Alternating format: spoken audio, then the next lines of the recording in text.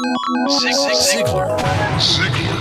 Inspiring true performance. A number of years ago, Laurie Majors, my executive assistant, got a phone call from a lady in Birmingham, Alabama. At the end of the conversation, she said, Zig, she said, I believe this woman thinks she's got an impossible problem, but I believe you can solve that problem with her in just a few minutes if you will spend that time with her.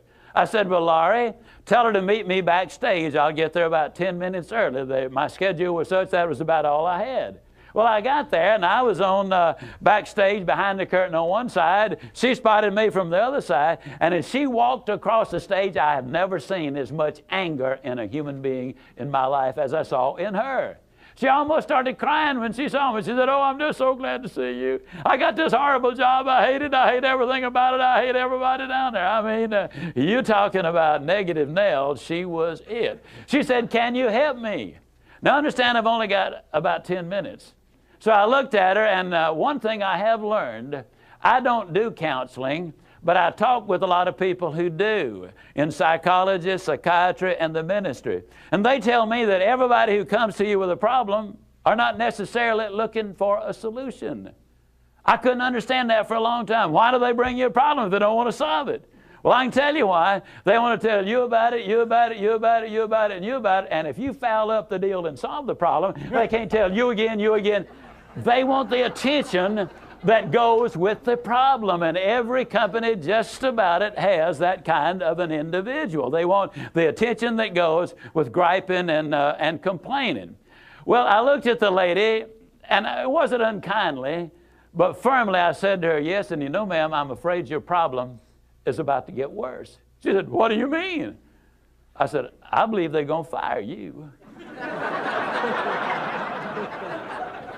She was stunned. I couldn't have stunned her more if I'd hit her in the face with a bucket of ice water. She said, fire me? Why on earth would they fire me? The inflection in her voice clearly said, they're the bad guys, I'm the good guy. Why don't they fire them and keep me? Have you ever noticed that people who are the problem never recognize that they are? They're in complete denial. They think denial is just a river in Egypt. Why would they fire me? I said, ma'am, I don't believe there's a company in America big enough to contain this much poison in one small spot. Have you ever noticed that when somebody is about to lose something they've been complaining about, whether it's a car, a home, a mate, a job, or whatever, when all of a sudden it appears they're going to lose them, it takes on brand new value. She looked at me and said, well, what can I do? I said, do you really want to know? She said, yes, I do. That's the reason I came to see you. I came looking for help, but you sure haven't been any help so far. I said, well, ma'am, I've got an idea, and I will absolutely guarantee you it positively, definitely, absolutely will work if you will just do it. She said, I'll try anything within reason. I said, okay, when you get home tonight, all of your household tasks are complete. It's bedtime. Get off in a room right by yourself. Get a sheet of paper out, and at the top of it, write, I like my job because. She interrupted me. She said, that'll be easy. I don't like nothing about that job. Don't like nothing about those people down there. And I said, well, just as a matter of curiosity, do you work there for benevolent reasons, or do they pay you for working there? She said, well, I got to confess, they pay me. And I said, and you don't like to be paid? Oh, she said, yes, I do. I said, okay, tell you what you do. Open your notebook right now. We'll start our list of the things you like about your job. They pay you for working there, and you do like it, don't you? She said, absolutely. But she just stood there. I said, no, open your notebook now, and we'll get busy on the list. She just stood there. I said, ma'am, let me tell you what my experience in life has been. I've discovered that in 100% of the cases, no exceptions, people who won't take step number one never take step number two.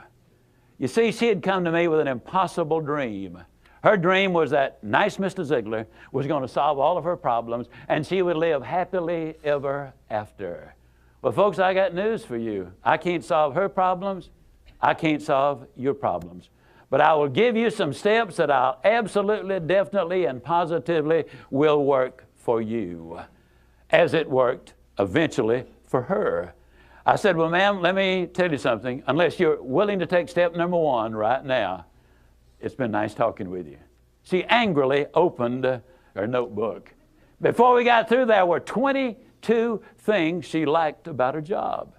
Not only did they pay her for working there, they paid her above average.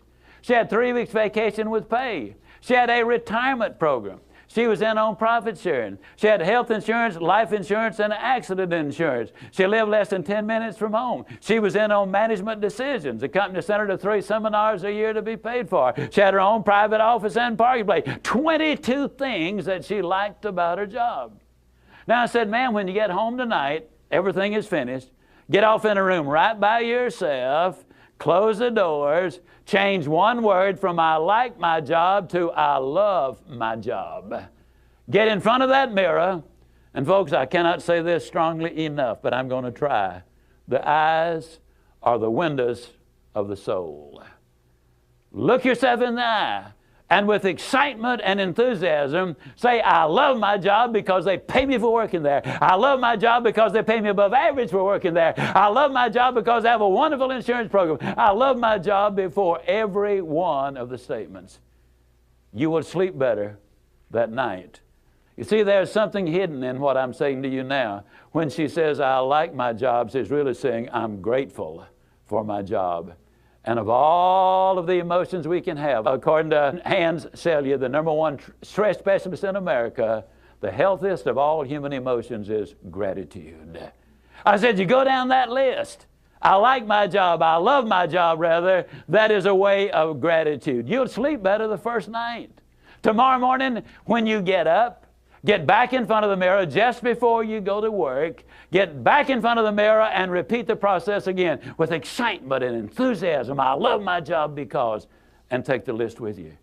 Because the reality is, you see, you will have started to change from a fault finder to a good finder.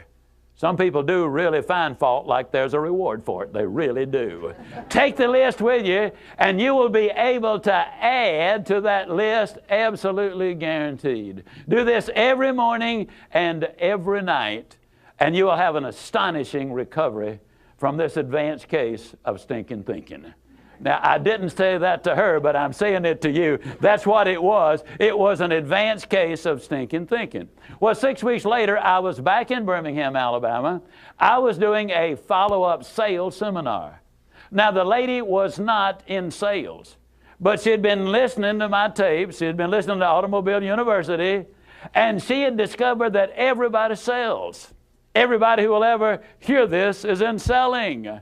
Whether you're a school teacher, a civil service worker, a military personnel, an executive secretary, it doesn't make any difference. What you do, you sell every day of your life. There she was at the sales seminar, seated on the front row, grinning so wide she could have eaten a banana sideways. I'm telling you, you're talking about somebody that was excited. She was turned on. I said, well, how you doing? She grinned even more broadly and said, Mr. Ziglar, I'm doing wonderfully well.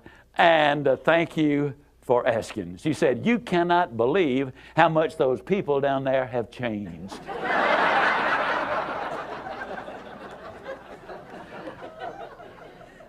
I got to lay it on the line, folks. You're not going to change anybody else till you change you. Everything really does begin with you. Now, you see, the unfortunate thing, this lady had been raised in a very negative environment. First, her parents had told her that she'd never amount to anything. They said, you know, you're always late, you're always sloppy, why can't you be like your brother or your sister or whatever? When she got married, her husband had continued it, and so her self-talk had become completely negative. Everything that she said about herself was negative. You know, like Dad said, I'll never amount to anything. Or like my husband says, I can't do anything right. But when she started changing the input, then some radical changes took place. Zig Ziglar. Inspiring true performance.